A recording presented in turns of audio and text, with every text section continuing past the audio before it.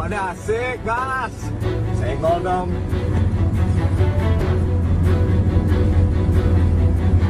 Lagi-lagi tingkah warga negara asing di Bali bikin geleng-geleng.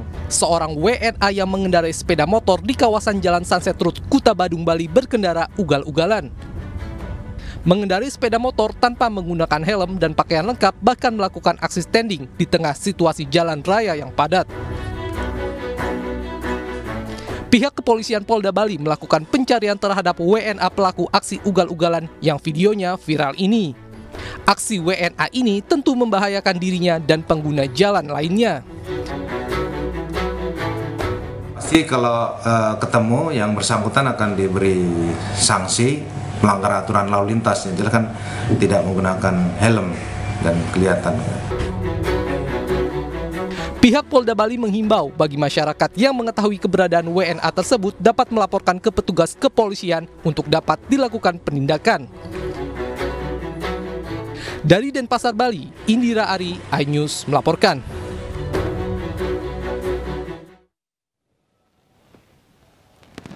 Selamat malam, apa kabar pemirsa? Informasi tadi menjadi pembuka jumpa kita di iNews Prime.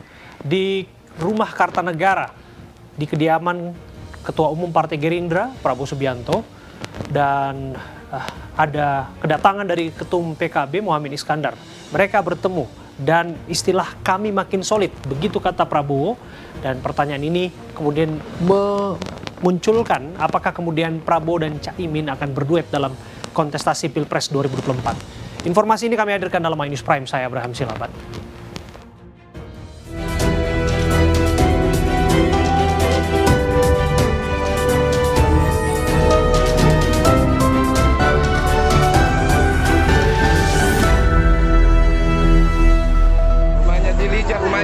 Rumahnya Jelija terbakar, samping rumahnya Jiandu, Haji Dullah, sama Haji Pabo, almarhum. Rumah warga di desa Saipancang, Kabupaten Nunukan, Kalimantan Utara hangus terbakar.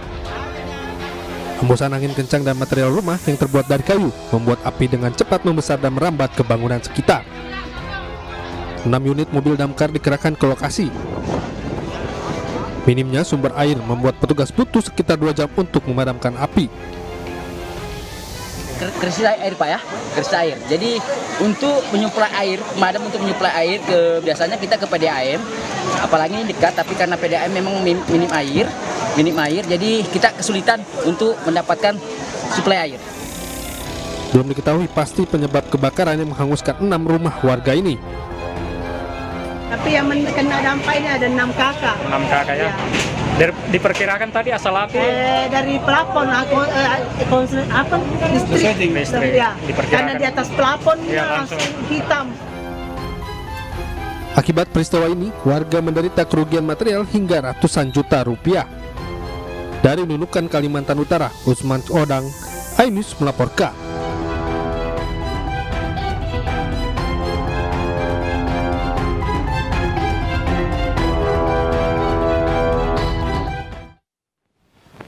Tiga korban tewas akibat kecelakaan di Kabupaten Kampar Riau tiba di rumah duka Desa Kambang Barat, Kabupaten Pesisir Selatan, Sumatera Barat.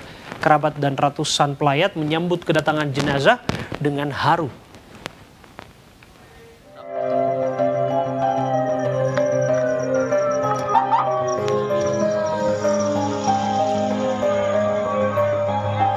Tiga jenazah kakak beradik korban kecelakaan minibus di Kampar Riau Jumat dini hari tiba di rumah duka Desa Kambang Barat, Kabupaten Pesisir Selatan, Sumatera Barat. Keluarga dan ratusan pelayat menyambut kedatangan korban yang dibawa dengan 3 ambulans. Korban kecelakaan terdiri dari 1 keluarga, yaitu ayah, ibu, dan ketiga anaknya yang tewas, masing-masing berusia 25 tahun, 19 tahun, dan 12 tahun. Orang tua korban saat ini masih dirawat di rumah sakit, sementara ketiga anak mereka dikebumikan di pemakaman Pandam Pakuburan Tebing Tinggi.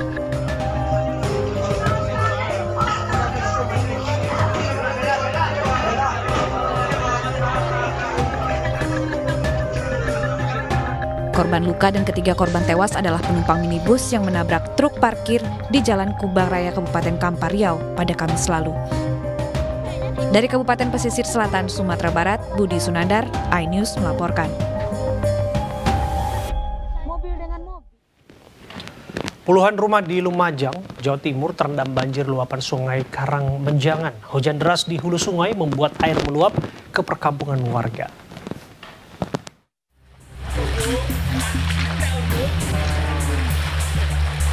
Puluhan warga desa Kutorenon, Lumajang, Jawa Timur evakuasi ke tempat yang lebih tinggi akibat banjir luapan sungai Karang Menjangan. Sejumlah petugas gabungan Badan Penanggulangan Bencana Daerah Kabupaten Lumajang bersama TNI, Polri, dan relawan juga langsung menyisir area perkampungan untuk mengevakuasi lansia dan balita yang masih terjebak banjir.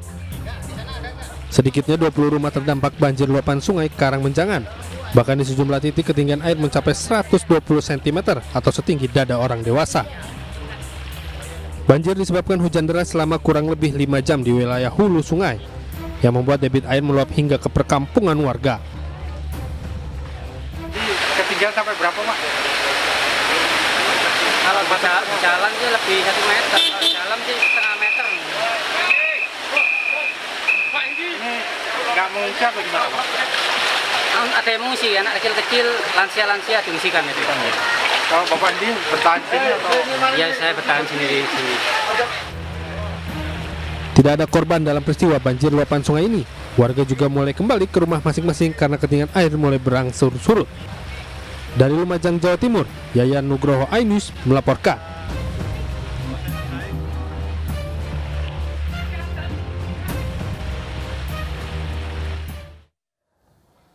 Ketua Umum Partai Kebangkitan Bangsa, Muhammad Iskandar, menemui Ketua Umum Partai Gerindra Prabowo Subianto di kediamannya di Jalan Kertanegara, Jakarta Selatan. Usai menggelar pertemuan, kedua pemimpin partai tersebut menyatakan solid berkoalisi di pemilu 2024.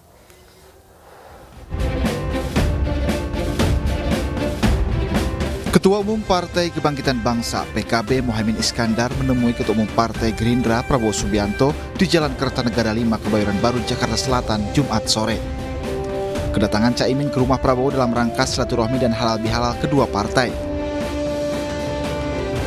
Usai menggelar pertemuan yang digelar secara tertutup, Muhammad Iskandar dan Prabowo Subianto menyatakan membahas mengenai komitmen antara kedua belah pihak untuk persiapan pemilu 2024. Memperbaharui semangat kerjasama dan koalisi untuk kepentingan Indonesia masa depan.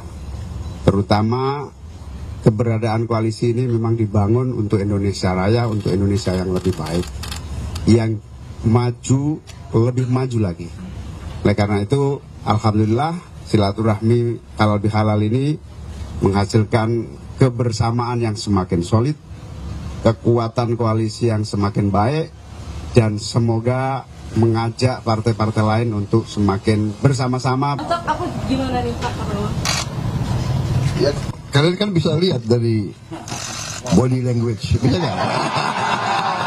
Sumbernya. Pokoknya mantap. Pokoknya kita tadi coba Anda perhatikan, kita benar-benar bersepakat semuanya ini untuk bekerja untuk Indonesia, untuk rakyat.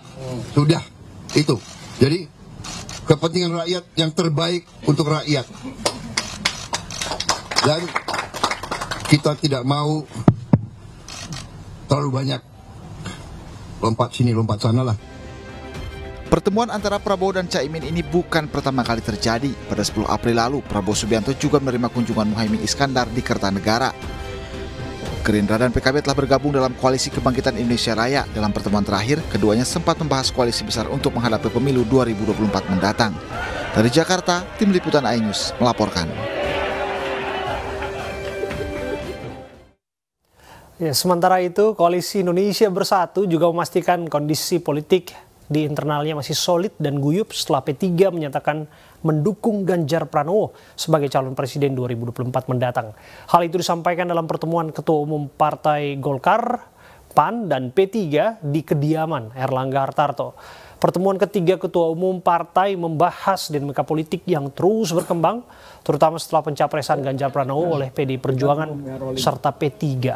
Pencapresan Ganjar oleh P3 menjadi sorotan karena selama ini P3 telah berkoalisi dengan Golkar dan PAN dalam Koalisi Indonesia Bersatu. Dalam pertemuan tersebut, KIB menegaskan tidak akan mencampuri urusan P3 dalam mengusung capres. Golkar dan PAN juga menghormati putusan P3 yang mengusung Ganjar Pranowo sebagai capres pada pemilu 2024. Sudah? Assalamualaikum warahmatullahi wabarakatuh. Pemirsa, kami masih akan membahas tentang survei elektabilitas capres dan cawapres yang kejar-kejaran. Usai jeda, saya akan terangkan kepada Anda informasinya saat lagi.